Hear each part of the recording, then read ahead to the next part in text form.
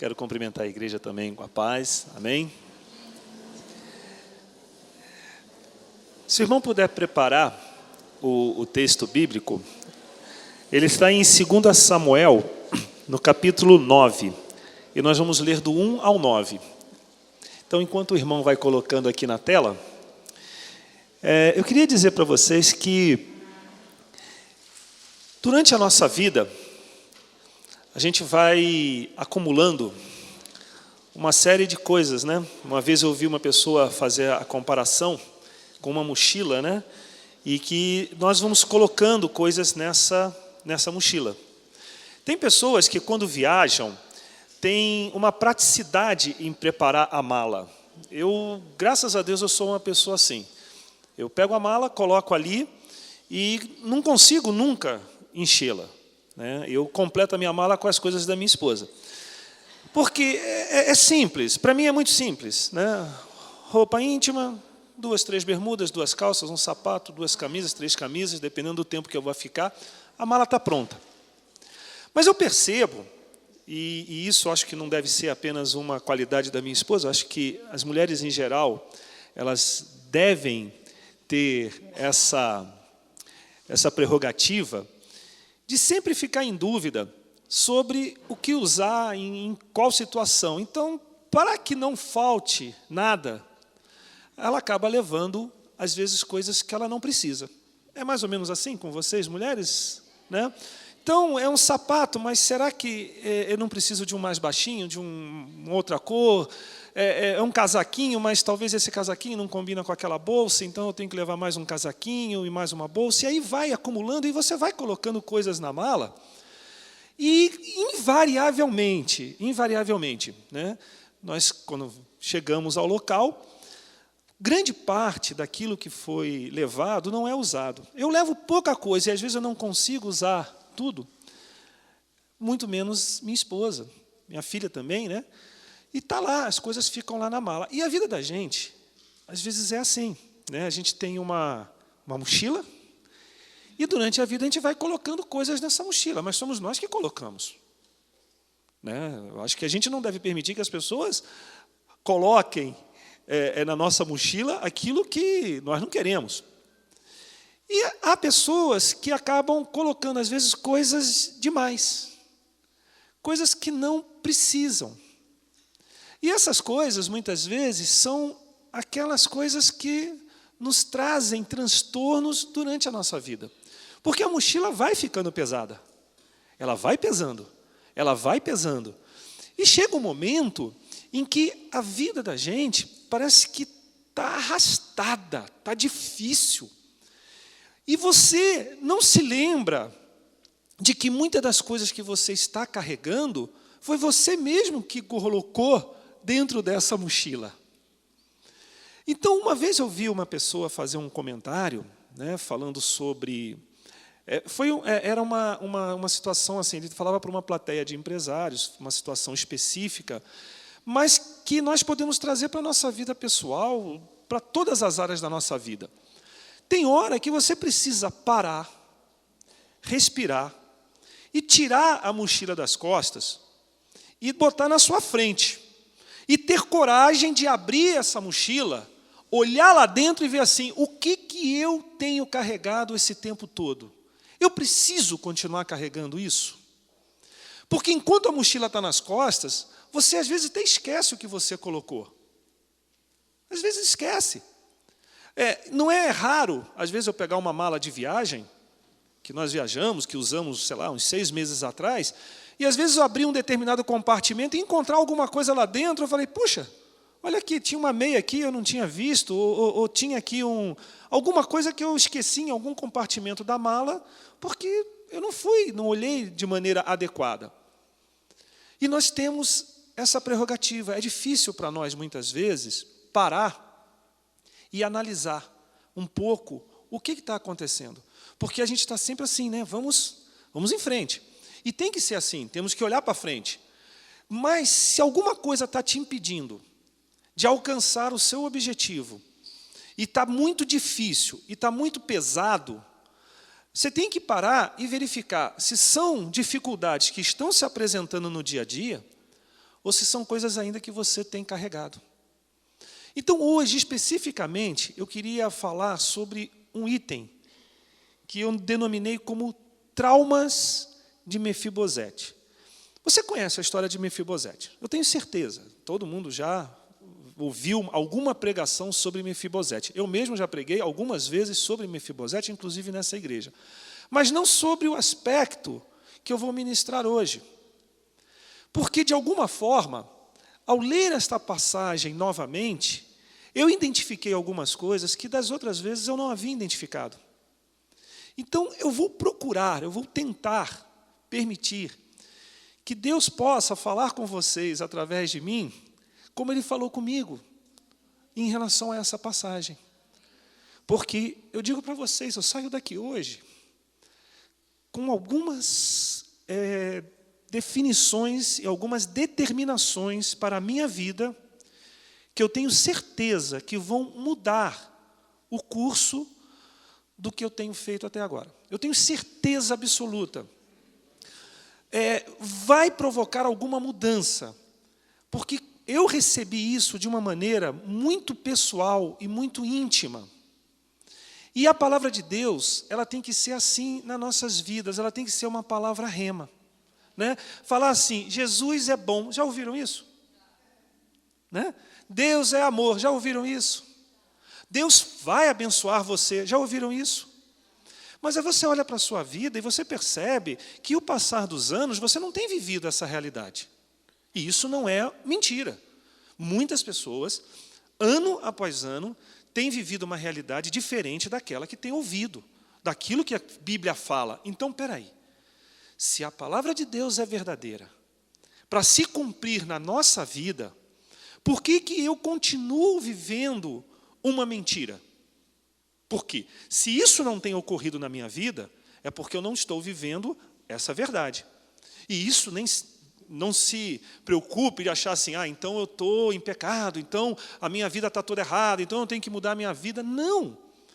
Às vezes é falta de entendimento de como você deve proceder diante dessas situações.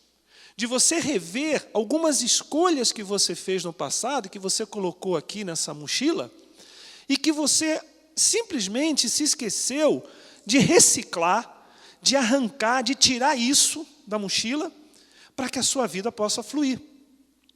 Vocês lembram de Ló? Lembram de Ló? A história de Ló? Ló andava com quem? Com Abraão. E Ló estava na mochila de Abraão. E Deus tinha dito para Abraão não colocar Ló na sua mochila. Mas o que Abraão fez? Colocou. E enquanto Ló estava na sua mochila, a vida de Abraão prosperou, ou pelo menos se cumpriu na vida dele, a todas as promessas que Deus tinha feito na vida de Abraão, até que chegou um dia que Deus, pela misericórdia dele, fez o quê? Fez Abraão enxergar que Ló era um peso que ele não podia e não devia carregar. E aí o que aconteceu? Abraão tirou Ló da sua mochila. Cada um foi para um lado. E a partir daquele momento, o que diz a palavra de Deus?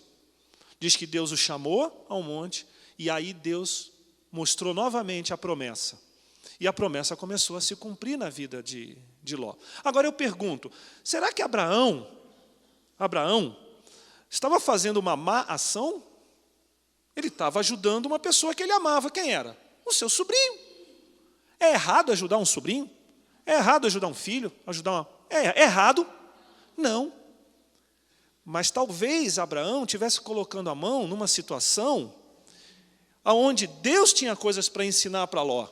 E que se Deus não colocasse a mão sobre Ló para ensiná-lo, aquilo seria ruim para ele. Tanto que ele andou a vida inteira com Abraão e no final, quanta desgraça aconteceu na vida de Ló? Ou é mentira? Vocês conhecem a história, não é verdade? Teve que sair fugido da cidade, a esposa se transformou numa estátua de sal, as filhas embebedaram o pai para terem relações com ele. Olha que desgraça que aconteceu na vida de Ló. Mas Abraão não estava ajudando Ló? Estava. Mas talvez, se Abraão não tivesse colocado a mão, nem a vida de Abraão teria sido travada. e talvez a vida de Ló teria sido diferente. A intromissão de Abraão talvez tenha feito com que a vida de Ló tenha se transformado no que se transformou. Mas a gente nunca para pensar dessa maneira. Porque se você está ajudando, é para o bem da pessoa. Será? Gente, quando eu falo de sair daqui hoje com uma perspectiva diferente das coisas, eu falo assim que você tenha realmente esse coração aberto hoje para receber de Deus aquilo que Deus tem para a sua vida. Porque ou nós, verdadeiramente, entramos em obediência, agimos da forma como Deus quer que nós vamos agir, tenhamos um coração aberto para ouvir o que Deus tem para nos ensinar, ou nós vamos interferir em vidas e vamos ter pessoas interferindo na nossa vida que vão fazer com que o nosso caminho seja travado devido a essa mochila pesada que nós carregamos. Vamos ler um pouquinho agora a passagem sobre Mefibosete. Disse Davi: resta ainda alguém da casa de Saul para que eu use de benevolência para com ele, por amor de Jônatan? E havia um servo da casa de Saul, cujo nome era Ziba, e o chamaram à presença de Davi. Perguntou-lhe o rei: tu és Ziba? Respondeu ele: teu servo. Prosseguiu o rei: não há ainda alguém da casa de Saul para que eu possa usar com ele de benevolência de Deus? Então disse Ziba ao rei: ainda há um filho de Jônatan aleijado dos pés. Perguntou-lhe o rei: onde está? Respondeu Ziba ao rei: está em casa de Maquir, filho de Amiel, em Lodebar. Então mandou o rei Davi e o tomou da casa de Maquir, filho de Amiel, em Lodebar. E Mefibosete, filho de Jônatan, filho de Saul, veio a Davi e, prostrando-se com o rosto em terra, lhe fez reverência. E disse Davi: Mefibosete, respondeu ele: eis aqui teu servo. Então lhe disse Davi: não temas, porque de certo usarei contigo de benevolência por amor de Jônatan teu pai, e te restituirei todas as terras de Saul teu pai, e tu sempre comerás à minha mesa. Então Mefibosete lhe fez reverência e disse: quem é teu servo, para teres olhado para um cão morto, tal como eu? Então chamou Davi a Ziba, servo de Saul, e disse-lhe: tudo o que te pertencia a Saul e a toda a sua casa tenho dado ao filho do teu senhor. Bom, vamos parar por aqui. A gente podia falar sobre o significado do nome de Mefibosete, a gente podia falar sobre Lodebar, que é lugar de silêncio, a gente podia enveredar por uma área espiritual que é bastante edificante. Eu gosto disso. Mas também nós podemos analisar essa passagem por um lado prático, da vida, do dia a dia de cada um de nós, daquilo que nós vivemos e que nós passamos. Não algo que parece que está longe, é espiritual, é etéreo, é muito longe, eu não consigo alcançar. Não, algo que você vive no seu dia a dia. Por isso que eu dei um título a essa mensagem. Você me pergunta assim: pastor, qual é o título da mensagem? Eu não sei. Mas para essa de hoje, eu tenho um título. E é Traumas na vida de Mefibosete. Então vamos falar um pouquinho de como começou a vida de Mefibosete. Ele tinha 5 anos, vivia no palácio, e de repente alguém chega no palácio com a seguinte notícia: o teu avô, Saul, morreu. O teu pai, Jônatan, morreu. Seus tios, na guerra, morreram. Essa foi a primeira notícia que ele, com 5 anos, dentro do palácio, recebeu. Com medo de que o menino pudesse ser morto, porque naquele tempo era comum, quando o rei morria, haver uma luta por poder, haver uma disputa por poder, pessoas que queriam tomar o trono. E a primeira coisa que essas pessoas faziam era o quê? Era matar toda a descendência do antigo rei, para que nunca alguém pudesse vir e reivindicar o trono para si. Então, aquela pessoa que cuidava de Mefibosete, sabendo disso, temendo porque alguém poderia ir ao palácio para matar o herdeiro de Jônatan, porque ele poderia futuramente requerer o trono para si, porque ele era neto do rei Saul, e príncipe, filho de Jônatan. Pegou esse menino para fugir, para protegê-lo. A intenção dela era de protegê-lo. Mas aí acontece um acidente. Diz que o menino, o que acontece com ele? Todos conhecem a história, é muito, né? Ele cai e ele fica aleijado das duas pernas. Então agora ele não era mais apenas órfão. Ele era órfão, ele era perseguido político, porque como filho do rei, as pessoas que iriam pleitear o trono iam procurá-lo para matá-lo. E agora ele era aleijado, num tempo em que ser aleijado era quase que uma sentença de morte, de incapacidade. Essa pessoa não podia lutar, não podia trabalhar, se tornava um inútil, à beira da sociedade. Então, imagine esse menino fugindo lá para Lodebar, e alguém criou esse menino dizendo o seguinte: olha, você não pode nunca dizer quem você é. Porque se souberem que você era filho de Jônatan, as pessoas que estão lá no trono, que estão assumindo o trono, vão vir aqui te matar, porque você é o herdeiro legítimo do trono. Então você tem que viver escondido, você não pode manifestar quem você é, você não pode dizer quem você é. Esse menino provavelmente cresceu com medo. Imagine o medo, o temor que esse menino de 5 anos, 6 anos, que começou a ser inculcado na mente dele. O terror de saber que a qualquer momento ele podia ser descoberto e, apesar de toda a desgraça que ele já vivia, ele ainda podia perder a vida. Cresceu com medo.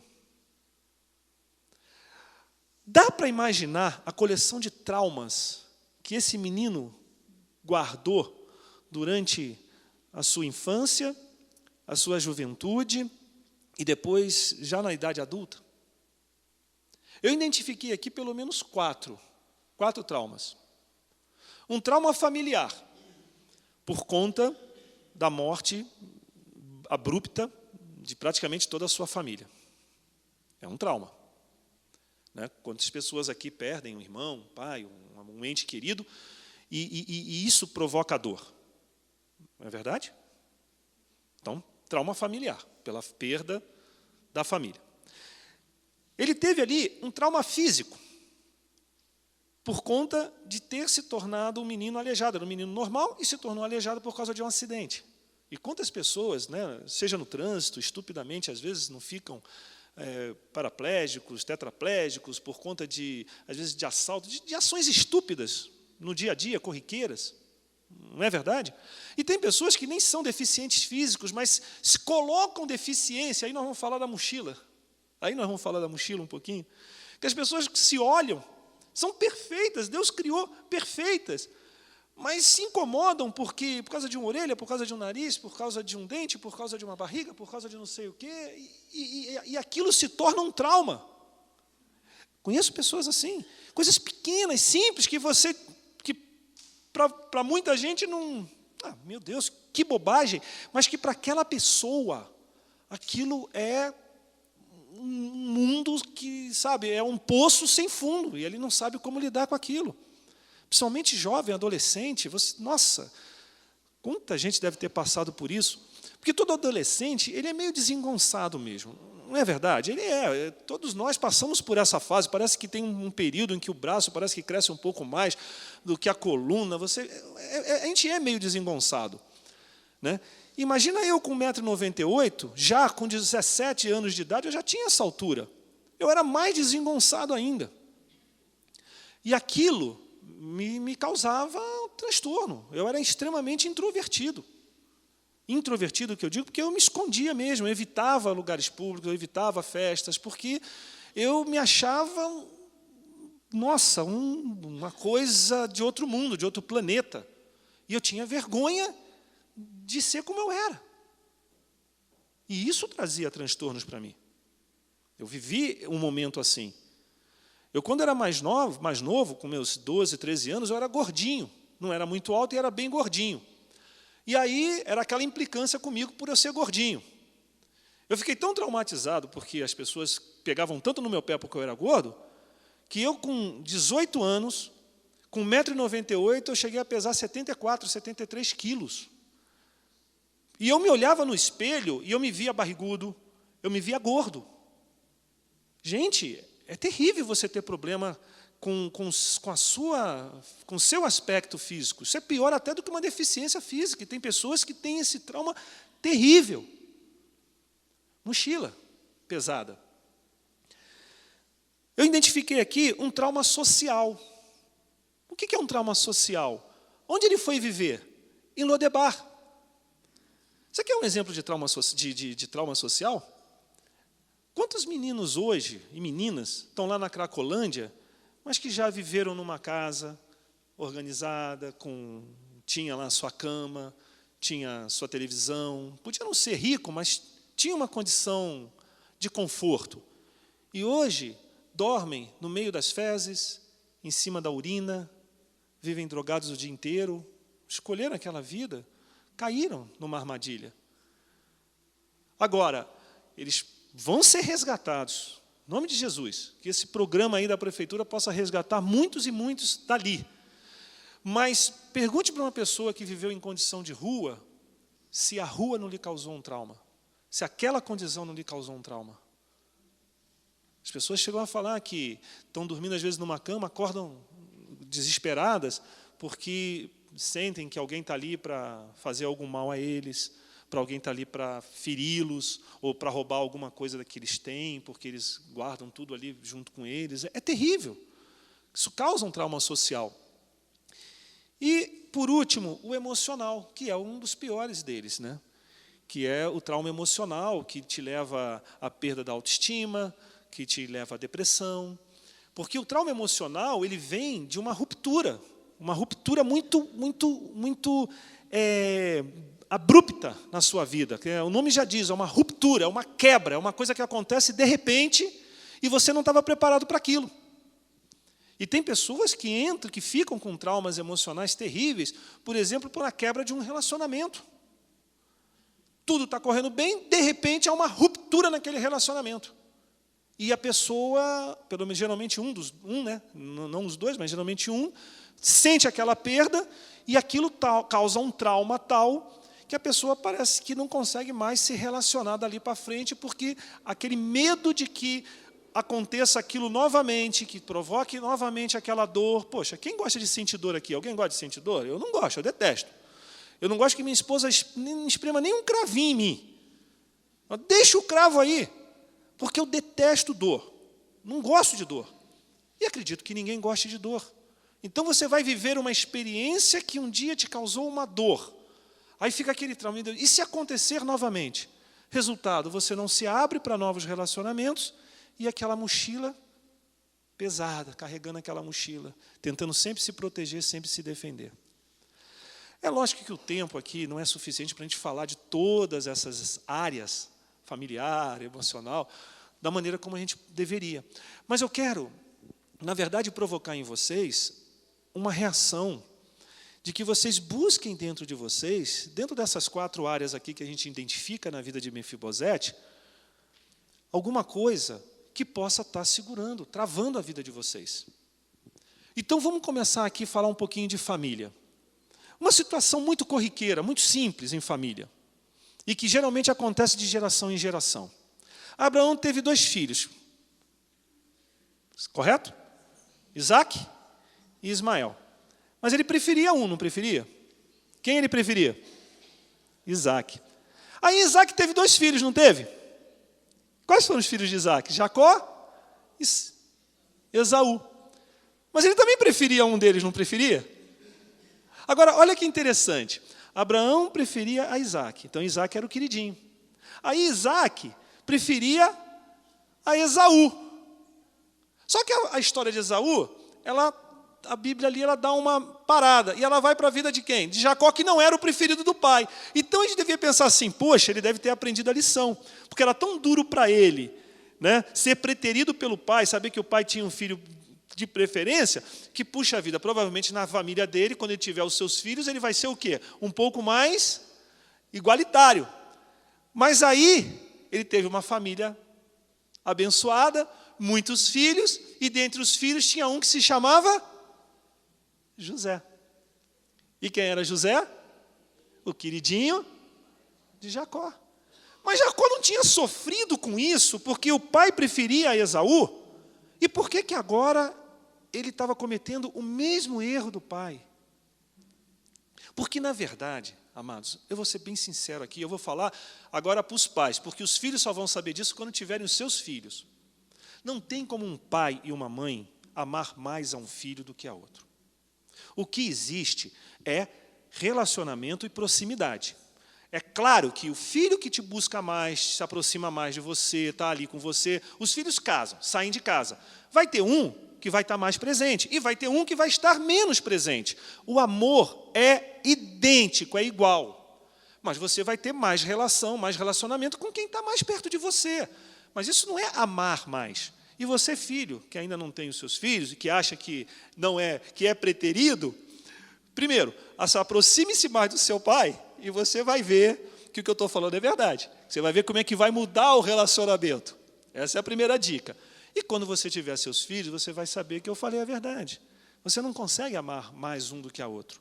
Você só vai se relacionar mais ou menos por uma questão de convivência. No resto, estou falando mentira, pais? Amém. Aí José, filho predileto. Aí vamos falar um pouquinho agora da vida de José. Esse menino teve traumas também na sua vida? Teve. A começar por um trauma familiar. Porque o que acontece com ele? Os irmãos, por ciúmes, por inveja, por uma série de situações que foram criadas, pegam esse menino, o prendem, primeiro para matá-lo, porque a ideia era deixá-lo ali para morrer. Aí depois, poxa, mas matar, não vamos fazer isso. Pega e fala assim, então, em vez de matar, vamos vender para escravo, vai ser escravo em outro lugar. Olha a vingança dos irmãos, só porque o pai demonstrava mais carinho pelo filho. O que era uma coisa natural, porque o José era um filho de Jacó, já numa idade avançada. E era o filho da esposa que ele realmente amava. Ele tinha mais proximidade com José. E os filhos, por ciúmes, por inveja, fazem tudo isso. Aí, José vai para o Egito e passa toda aquela história que vocês já conhecem. Aí é bonita a história de José, né? No final ele perdoa. Amados, vocês já prestaram atenção como é que foi a relação dele quando ele se reencontrou com os irmãos? Uma reação de quem está magoado, de quem está machucado, de quem está querendo dar o troco. Diz que os irmãos chegam perto dele, não o reconhece, ele atende todos os irmãos. De que maneira? Vai lá, abraça os irmãos, eu estou aqui. Não, ele foi rude. Ele atendeu os irmãos com dureza no coração. Mantém os irmãos presos. Depois manda botar um dinheiro lá para eles serem acusados, aí manda prender de novo. Ele estava se vingando, sim. Não vamos florear a coisa, dizendo, não, ele estava testando os irmãos para ver se os irmãos tinham mudado. Amados, isso é história da carochinha, a Bíblia deixa claro. Ele estava magoado, ferido e queria vingança. Trauma que ele teve dos irmãos, pela situação dos irmãos. E Deus precisou trabalhar no coração dele, porque senão não ia ter restauração ali. E sabe por que eu digo isso? E se quiser discutir isso comigo, eu discuto pela Bíblia, pelos nomes que ele deu aos filhos. Porque o primeiro filho de José se chamou como? Manassés. O que significa? Deus me fez esquecer da casa de meu pai. Isso significa o seguinte, Deus fez ele esquecer. Ele, depois de passar por tudo isso, ele passou por uma cura, e ele foi liberto daquela mágoa, daquele trauma que ele tinha com os irmãos. Diz que quando ele mandou prender os irmãos, depois ele foi para o quarto e chorou. Chorou porque ele estava com pena. Não, ele chorou porque ele estava ainda magoado. Ele chorou porque ele estava triste, porque ele lembrou de tudo que os irmãos fizeram com ele. E no fundo, ele talvez quisesse ajudar a família, mas aquela mágoa estava impedindo ele de se aproximar dos irmãos. E aí Deus curou o coração de José. E aí ele deu o nome do filho. Deus me fez esquecer das agruras da casa do meu pai. Ou seja, toda aquela tristeza que eu tinha, aquela mágoa que eu tinha, tudo aquilo, eu estou liberto. Aquele processo todo ali no Egito com os irmãos, mandando prender, mandando fazer tudo o que ele fez, no final eu estou liberto. Porque tinha um que ele não tinha mágoa, que era o pai. Esse ele não tinha mágoa, porque ele sabia do amor verdadeiro do pai por ele. E depois ele teve um segundo filho. Como é que se chamava o segundo filho de José? Efraim.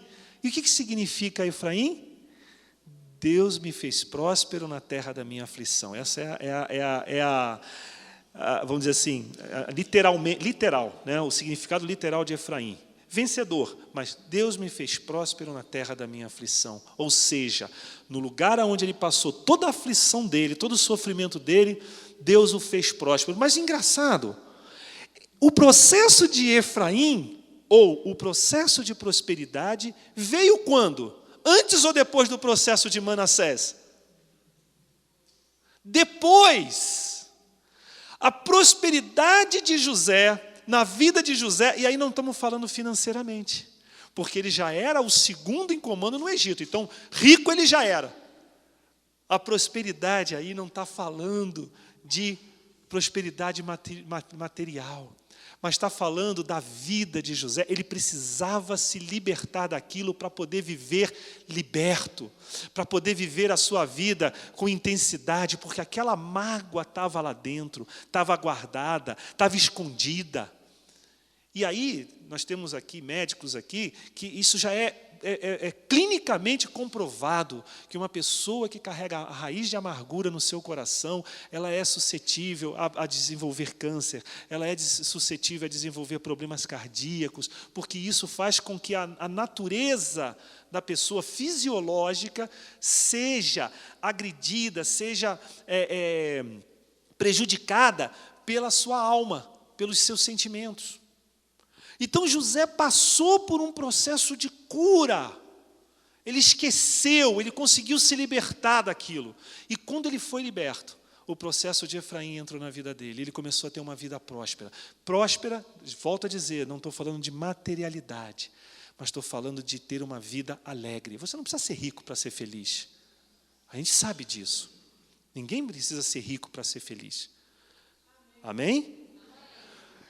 Então, Manassés estava lá, largado com esse problema, com trauma de família. Aquilo estava lá no coração dele, aquela mágoa. Porque as pessoas podiam, algumas pessoas próximas a ele, diziam o que ele era, o que ele tinha sido, mas que ele não podia mais ser. E talvez você esteja vivendo um período assim na sua vida.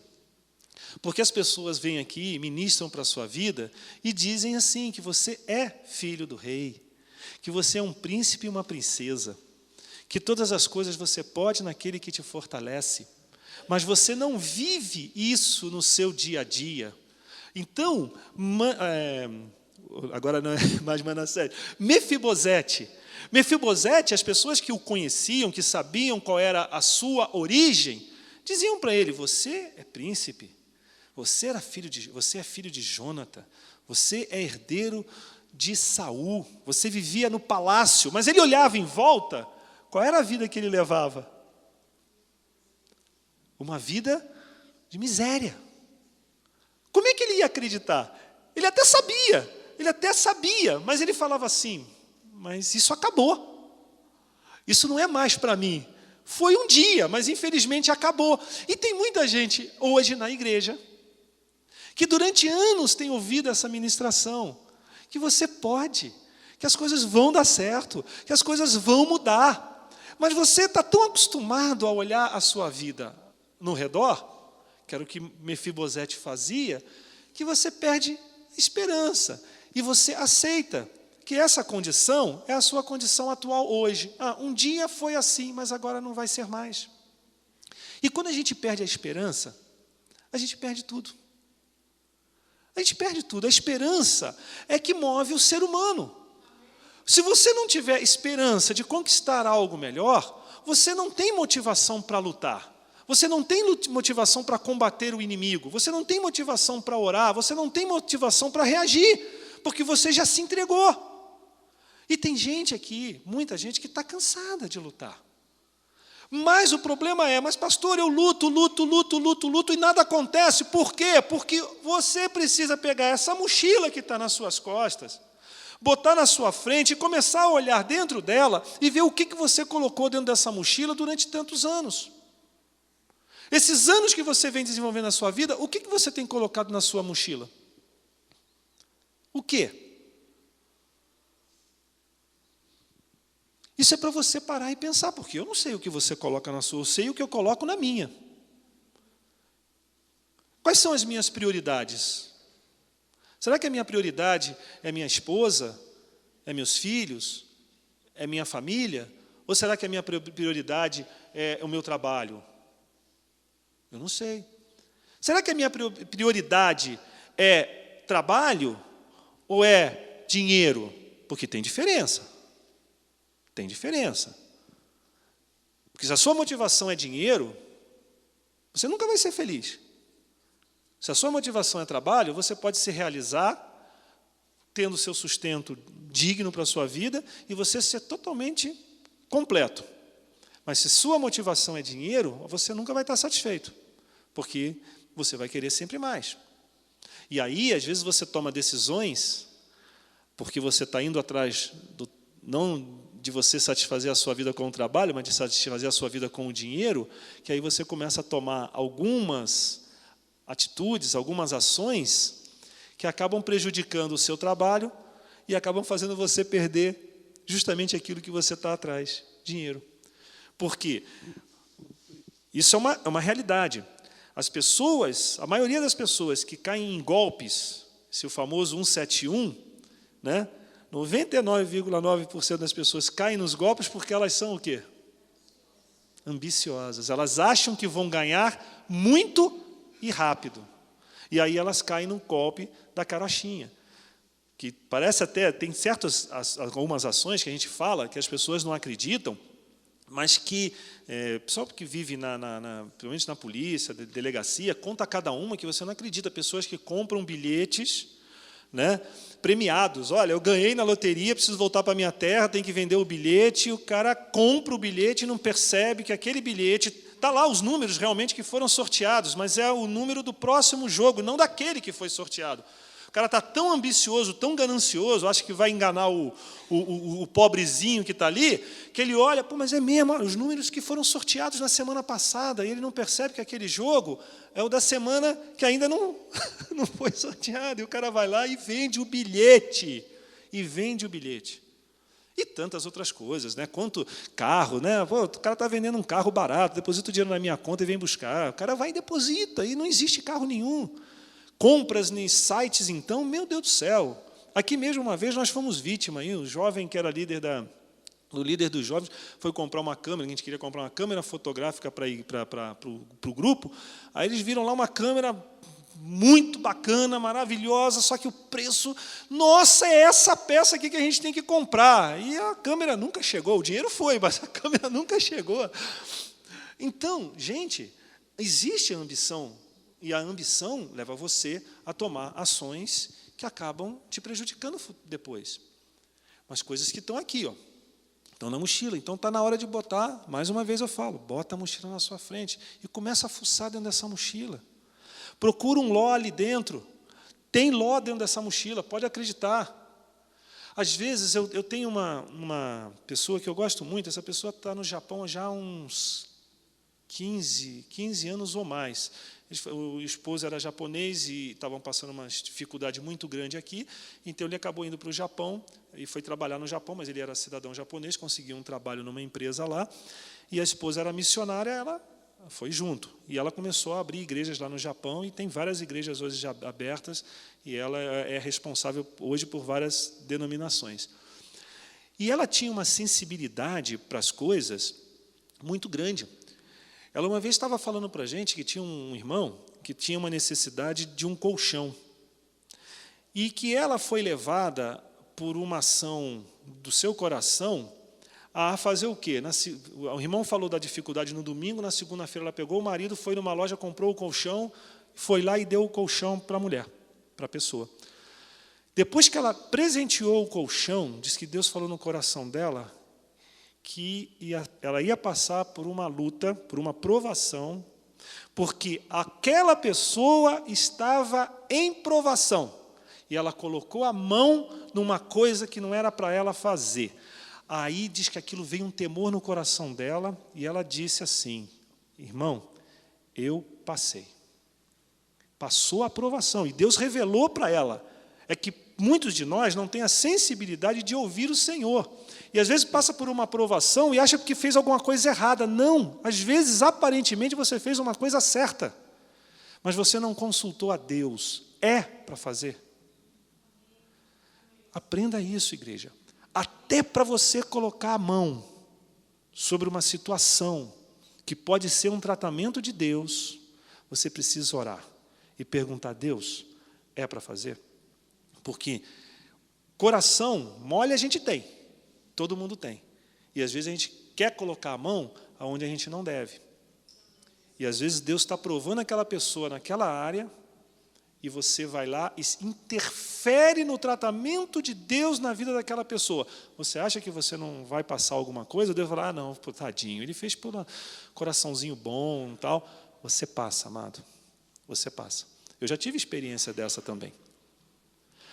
Então, nós temos que amadurecer. Nós temos que tratar os nossos traumas. Verificar o que está te travando. Verificar na nossa vida o que está nos segurando. Por que eu não estou conseguindo ir adiante? Por que a minha empresa não consegue ir adiante? Eu estou vendo que tem uma... Tudo bem, a situação está ruim. Tá bom, a situação no país está ruim, mas tem empresas que estão em situações boas. Então, por que a minha empresa não está numa situação boa se eu sou servo de Deus, se eu sou do Senhor? Por que eu estou passando essa dificuldade?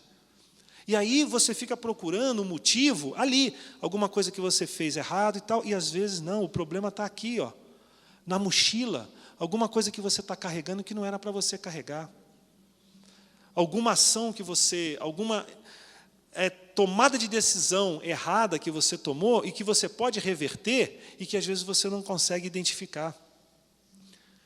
Nós precisamos amadurecer, porque tem muita coisa na nossa vida que acontece pelo espiritual, mas tem muita coisa que acontece na nossa vida pelas nossas decisões pessoais, e nós precisamos ser maduros e assumir as besteiras que nós fazemos. Ou será que nós não fazemos bobagem? Fazemos, e fazemos muito. E aí é só chegar para Deus e falar assim, Deus, fiz essa besteira, agora me ajuda, resolve para mim o problema? É assim? É você que vai ter que resolver, vai ter que dar um jeito. Então, nós temos que pegar certas atitudes na nossa vida e tirar do espiritual. Você vê que eu não falei ainda de nada espiritual, estou falando só de coisas físicas aqui, de coisas que nós vivemos. Porque tem hora que nós precisamos tirar o espiritual para olhar a nossa vida como é que está, analisar a nossa vida. E dali, você vai buscar em Deus um caminho para você seguir. Mudanças na sua vida que você precisa tomar. Alterar rumos da sua vida, de caminhos que você escolheu no passado e que hoje estão causando esse transtorno e você nem se lembra que você tomou essa decisão há uns anos atrás. Quantas pessoas já vieram se aconselhar comigo, com a minha esposa, eu tenho certeza que a pastora tem experiências disso também, de situações em que, na hora que ela está te colocando a situação, para você dar a sua opinião, se você não falar nada e falar assim, mas o que você acha? Ela já tem a resposta. E a resposta que ela tem é correta e geralmente é negativa. É que como ela já tem a resposta e ela sabe que não é para fazer, mas ela quer, aí o que ela faz? Ela tenta procurar alguém para poder compartilhar aquele problema, para que a pessoa possa dar a resposta que ela quer e depois ela possa dizer, mas foi o pastor ou foi a pastora que te falou, que eu podia. Por exemplo, um casal vai se aconselhar com o pastor para perguntar se pode se separar. Um casal da igreja vai no pastor e perguntar, olha, não estou vivendo bem com a minha esposa, estou pensando em me separar. Eu não vou falar nada. Nunca vieram falar isso comigo, porque sabem qual é a minha posição, firme. Eu sou intransigente. Se for o homem vier falar isso para mim, eu vou olhar na cara dele e falar assim, por quê? Resolveu ser sem vergonha agora? Resolveu sair aí com menininha? Viveu o tempo bom, a sua esposa viveu o tempo difícil do seu lado, agora você vai viver o que vocês ganharam com outra? É isso que você quer? Pastor, o que é isso? É essa a resposta que vai tomar na lata. Na lata. Eu acho um absurdo um casal na igreja vir se aconselhar com o pastor para perguntar se é para separar. Me desculpe, você está fazendo o que aqui na igreja? Seu lugar não é na igreja. Desculpa falar assim, tá? Eu estou falando de um casal cristão, que está na igreja junto, tá? Aceitaram a Jesus, estão aqui na igreja junto, e depois resolve. Tem pessoas que chegam aqui separadas, é outra situação, é totalmente diferente. Pelo amor de Deus, não confundam a situação. Tá? Tem pessoas que chegam na igreja até porque estão passando uma situação de separação. E aí, no desespero, vem buscar. Né? Agora, um casal com 10, 15, 20 anos de crente. Eu estou falando desses casais. 15, 20 anos crente. Na igreja, bonitinho, vivendo ali, criando os filhos na igreja. E, de repente, acha que aquela esposa casada há 20 anos não é mais a esposa da vida dele. Me desculpa. Toma a decisão. Vai, separa e você vai ver onde vai parar a sua vida. Eu conheço 3 que fizeram isso. Os 3 estão numa bosta. Um quase virou mendigo. Um é quase mendigo, quase mendigo. Só não é mendigo porque a mãe ainda não tinha morrido, foi morar com a mãe. Porque senão estava na rua como um mendigo, sem nada. E tinha uma vida confortável. Porque é a maldição que vai trazer para a sua vida. Agora, será que ao longo da nossa vida nós não colocamos maldição na nossa mochila? Eu mesmo, será que eu não coloquei maldição na minha mochila? Com as ações que eu tomei aí durante 10, 15, 20 anos? Agora, o que eu preciso fazer com isso? Eu preciso verificar. Eu preciso reconhecer e eu preciso tirar da mochila. Porque se eu não arrancar isso da minha mochila, isso vai continuar comigo a vida inteira. Se José não tivesse conseguido perdoar os irmãos lá, aquilo ia acompanhar ele a vida inteira. E sabe o que ia acontecer com José? Ele nunca ia conseguir ter uma vida plena. Nunca. Então eu tenho que olhar e ver todas as besteiras que eu fiz, olhar para dentro da mochila, encarar e dizer assim, meu Deus, olha só. Pô, tem pornografia na minha mochila. E o que eu vou fazer com essa pornografia? Eu vou continuar carregando? Poxa, tem lascívia no meu olhar. Eu olho para as meninas de uma maneira maldosa. Eu tenho que continuar carregando isso na minha mochila? Eu vou falar mais dos pecados dos homens, porque aí das mulheres eu não sei a intimidade, mas eu estou falando pecados de homens mesmo. Né? Adultério, eu tenho adultério na minha mochila. Deus é justo, Ele pode perdoar? Pode, mas eu vou continuar carregando esse adultério aqui? O que eu tenho que fazer com isso? E tantos outros pecados que, porque foram cometidos há 2, 3 anos atrás, 5 anos atrás, sei lá quantos anos atrás, você acha que tá boa. Deus já jogou no mar do esquecimento. Mas você está liberto disso? Você está liberto desses pecados? Ou você ainda alimenta esses pecados? Seja praticando, ou seja lembrando, né? Vivendo na sua memória essas coisas. Como é que é o seu relacionamento com esses pecados? Então, você precisa limpar a sua mochila, tirar o peso da sua mochila. E quando você tirar esse peso da sua mochila, sabe o que vai acontecer? Você vai perceber que a mochila ficou mais leve e agora você está conseguindo caminhar de uma maneira mais tranquila, que o seu caminho está ficando mais leve, você está conseguindo caminhar a passos mais largos. E você está conseguindo deixar para trás coisas que você achava que você não conseguiria. E aí você vai em frente. Como é que vocês acham que eu lidei com aquela situação que eu tinha com relação à minha aparência? Eu não era cristão, então não foi na igreja. Mas eu tinha o meu problema. Sabe como é que eu lidei com isso? Quando eu me apaixonei pela pessoa certa, e a pessoa certa se apaixonou por mim. Isso foi uma coisa de Deus. Porque nem eu nem a minha esposa éramos cristãos. Mas eu olhava para a Ju com um amor tão grande, né, que para mim só existia ela. E ela me amou, do jeito que eu era. Com 73 quilos, 1,98 m, desengonçado, mal arrumado. Entendeu? Ela olhou e ela se apaixonou. E o amor dela me curou. Porque eu falei, se eu sou capaz de ser amado por ela, o resto não me interessa. As pessoas podem me ver do jeito que quiserem, porque para mim só importa ser visto como eu sou por ela. E eu fui curado pelo amor da minha esposa. Pena não estar aqui hoje, puxa vida. É que ela teve uma indisposição, ela está fazendo um tratamento de tireoide, e ela teve uma indisposição hoje de manhã, um pouco de tontura, um pouco de ânsia, então ela ficou descansando, mas ela queria estar aqui. O amor da minha esposa me curou. Aí você diz, poxa, pastor, mas eu não dei a sorte de encontrar um amor assim. Ah, não, tem um amor que eu conheci depois, né, que a gente foi conhecer quando o meu amor com a minha esposa era ainda intenso, mas o nosso casamento estava começando a entrar naqueles 3, 4 anos de casado, a gente novinho, e aí começou a ter aqueles atritos, aí filhos, a filha com a doença, e aquilo, sabe, era muita discussão e tal. Aí veio um outro amor, que foi o amor de Cristo, que entrou na nossa vida e resgatou a mim e a minha esposa, e que pôde fazer com que o nosso amor permanecesse, continuasse, aumentasse, e recebendo esse amor de Cristo, eu falei assim, bom, agora não tem mais nada que possa nos segurar. Porque até a cura da minha filha, eu recebi pela fé 1 ano antes dela ser curada.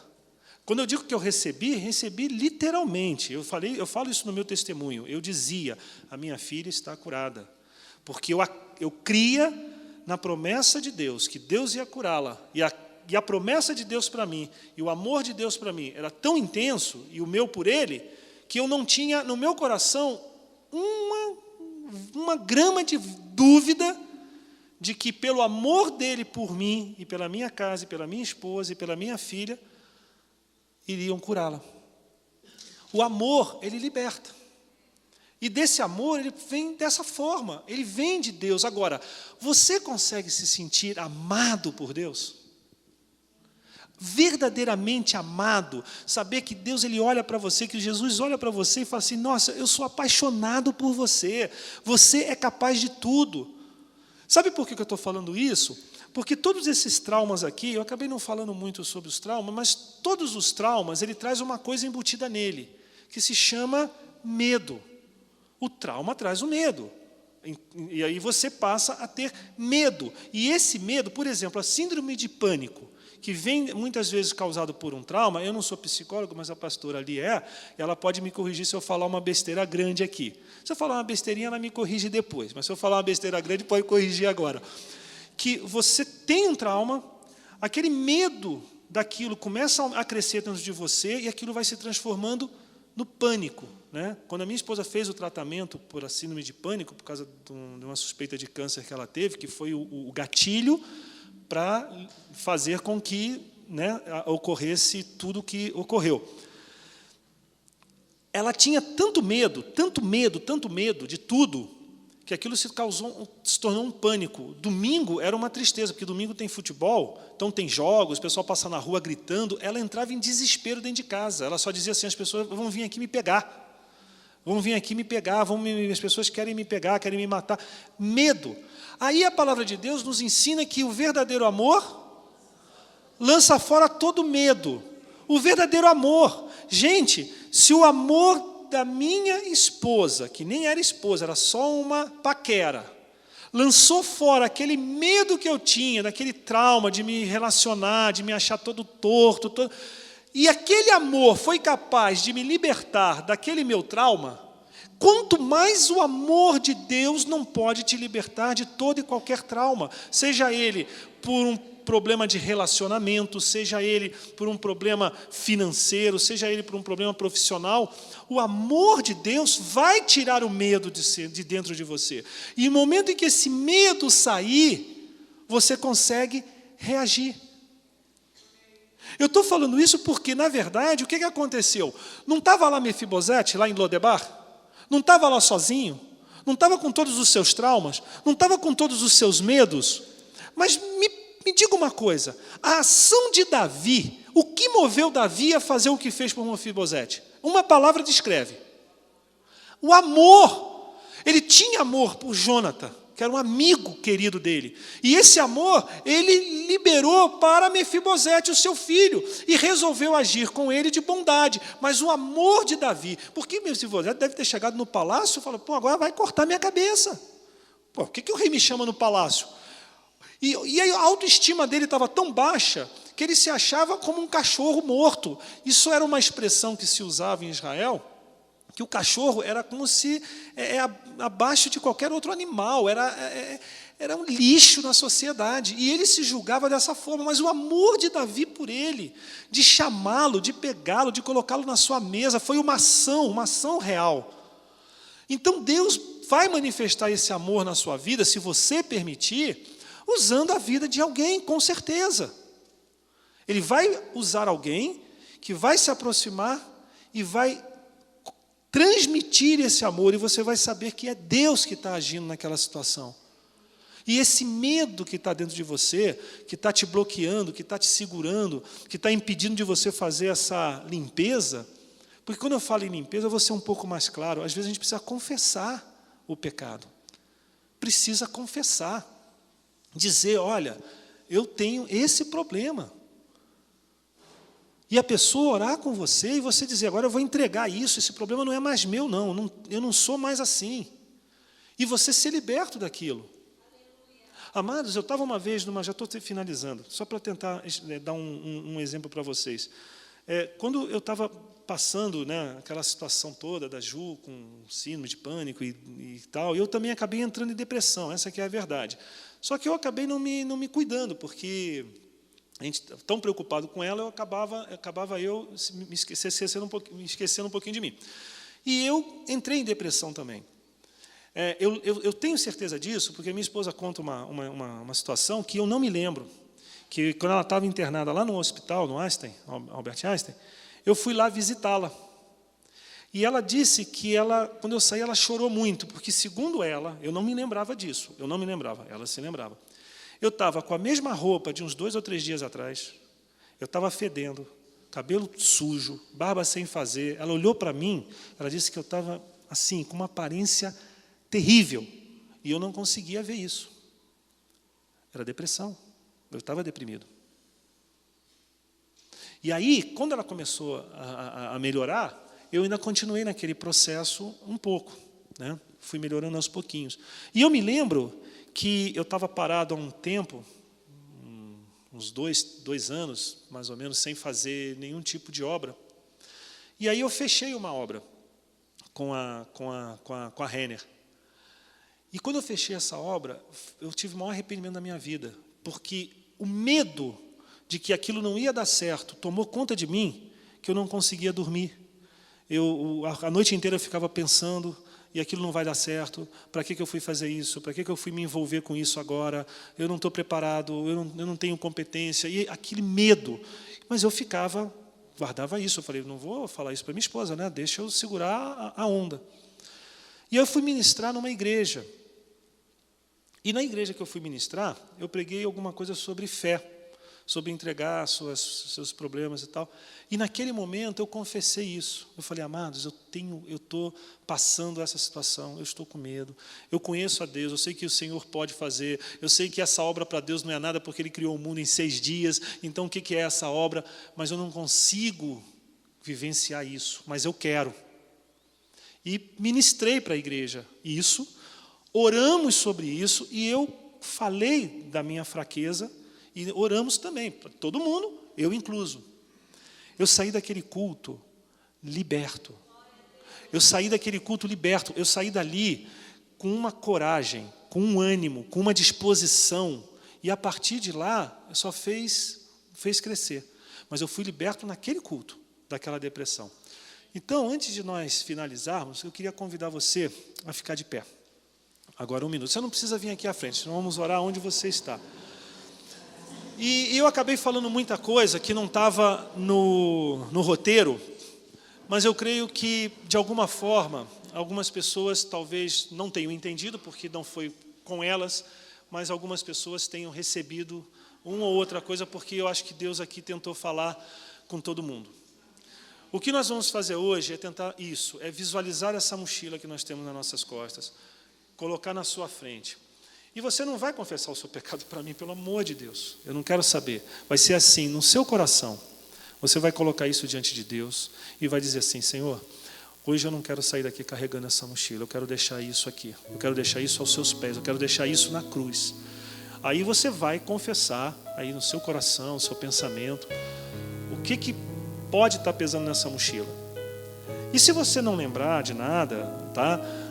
Coloque para Deus assim: Senhor, se eu tomei alguma ação, alguma interferência em alguma situação, ou alguma decisão que eu tomei que foi errada, que não era para seguir aquele caminho, que o Senhor possa me ajudar a reverter essa situação.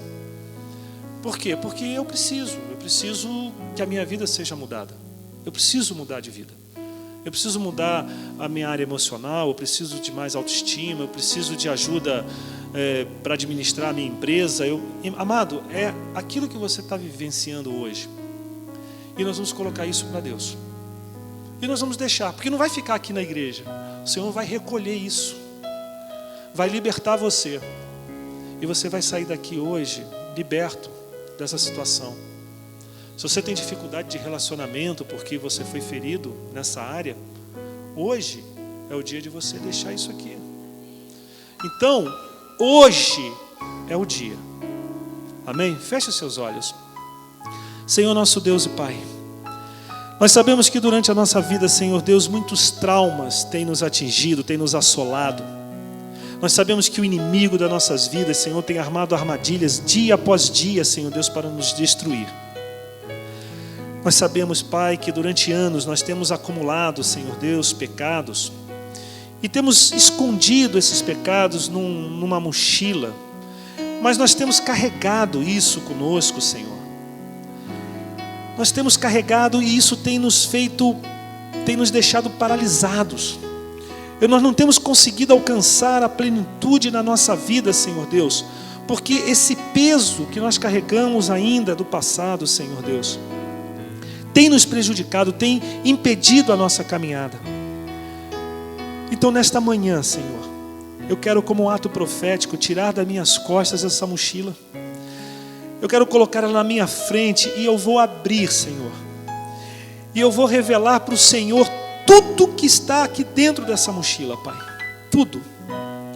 E vou pedir, Senhor, em nome de Jesus, que o Senhor possa, uma a uma, ir retirando, Senhor. Pai, todo e qualquer pecado oculto, escondido na minha vida, que eu ainda, Senhor Deus, não tenha sido liberto, eu peço nesta hora, Pai, em nome de Jesus, Senhor. A Tua palavra diz que se o Filho vos libertar, verdadeiramente sereis livres, e eu não quero ser escravo do pecado. Então eu te peço, Senhor, em nome de Jesus, que eu só possa arrancar hoje da minha mochila esse pecado, isso que se tornou para mim como algo de estimação.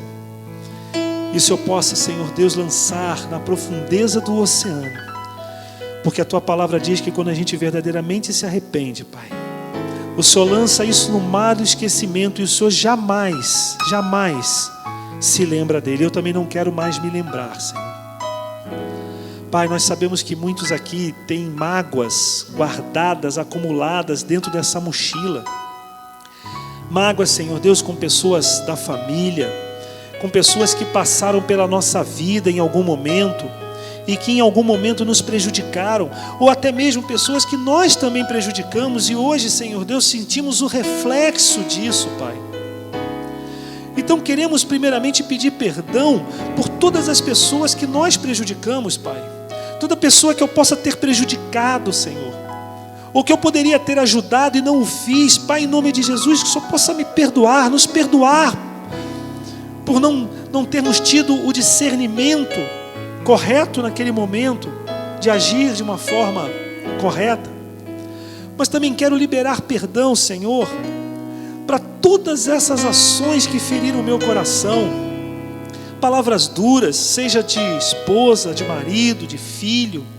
Pai, que hoje só tire dessa mochila toda mágoa, toda tristeza, Senhor, que muitas vezes oculto lá no meu cantinho, sozinho, Senhor. Isso vem no meu coração e ainda provoca mágoa, ainda provoca tristeza, ainda me faz chorar, Pai. Pai, eu não quero mais chorar por aquilo que passou, Senhor. Eu quero viver a plenitude da minha vida, liberto, Senhor Deus, de todas essas mágoas, de todos esses traumas, de todas essas tristezas. Senhor Deus, aquelas rupturas que aconteceram nas nossas vidas em determinados momentos, que a gente estava vivendo um momento tão bacana, tão lindo em nossas vidas, e aí vem alguma coisa e parece que como um machado corta, e aquilo é tirado da gente, Pai, em nome de Jesus. Que o Senhor possa, Senhor, em nome de Jesus, assim como foi cortado, então que o Senhor tire a raiz também de amargura que ficou. Que o Senhor possa desenterrar isso, Pai, porque eu não quero mais carregar isso na minha vida, Senhor. Eu quero ser liberto, Pai, quero ser liberto dessa mágoa. Pai, se eu tenho algum sentimento de obrigação com alguém, e que isso tem prejudicado a minha vida, Pai, porque de repente essa pessoa tem se tornado como Ló. Não era para mim estar ali colocando a mão, não era para mim deixar a pessoa seguir o caminho dela, e eu tenho aqui bloqueado, segurado. Às vezes até com filho a gente faz isso, Pai, fica ali retendo, segurando, quando na verdade ele quer caminhar com as próprias pernas. Pai, em nome de Jesus, eu te peço agora que eu possa liberar, Pai, que nós possamos liberar, que nós não sintamos essa obrigação com ninguém, só com as pessoas que realmente o Senhor tem colocado debaixo da nossa responsabilidade, Pai. Cada um tem direito às suas escolhas, Senhor, e eu não tenho direito de escolher nada por ninguém. Se o Senhor, Pai, quer usar algum dos seus servos aqui para direcionar, para dirigir, para ajudar alguém a tomar uma decisão, a seguir em frente, Pai, o Senhor pode fazer pelo seu poder, mas não porque eu quero intervir ou porque eu acho que eu tenho a melhor alternativa, a melhor solução para aquela situação. Porque tudo, Senhor, vem do Senhor, Pai. Essa semana eu vi uma mensagem, quando o Temer foi ironizado, porque ele disse assim: não sei porque Deus me colocou aqui, e muitas pessoas ironizaram dizendo: não foi Deus, foi Satanás. Não, ele está certo. A palavra de Deus diz que toda autoridade provém do Senhor, e se ele está lá, foi permissão de Deus, foi Deus que o colocou, porque Satanás não consegue colocar ninguém em lugar nenhum. Eu não sei o que o Senhor quer mostrar, eu não sei o que o Senhor quer fazer com esse país, Pai. Eu estou vendo que está acontecendo uma revolução tremenda na política brasileira, mas sei que o Senhor está no controle. Então, Pai, em vez de nós ficarmos remoendo, reclamando, que nós possamos olhar para o alto, pedir direção ao Senhor, seguir o nosso caminho, não ser pedra de tropeço para ninguém. E Pai, hoje eu quero deixar aqui todo o peso que eu tenho carregado durante esses anos, Senhor, em nome de Jesus. E quero sair daqui leve, Pai, com meus irmãos, liberto, Pai, em nome de Jesus, para viver essa vida plena, essa vida abundante. Assim como Mefibosete foi levado para viver diante do rei, sentado à sua mesa, para se alimentar com o rei, que nós possamos sair daqui hoje sabendo que o Senhor nos convida para a sua mesa, para nos sentarmos com o Senhor, para nos alimentarmos com o Senhor. O Senhor limpa, Senhor, o nosso vômito. Então não nos permita, Pai, nos ajude a não voltar novamente à lama, Pai. Porque temos um lugar na sua mesa. Temos um lugar, Senhor, na sala do trono, junto a Ti. E esse lugar que o Senhor tem nos dado, que o Senhor tem nos colocado, que nós não deixemos esse lugar para ninguém. Esse lugar é nosso. É de cada um aqui que foi convidado hoje pelo Senhor para vir e se assentar à mesa do rei, para ser liberto, para ser limpo, para ser sarado, para ser curado. Em nome de Jesus nós oramos e te agradecemos. Amém. Amém.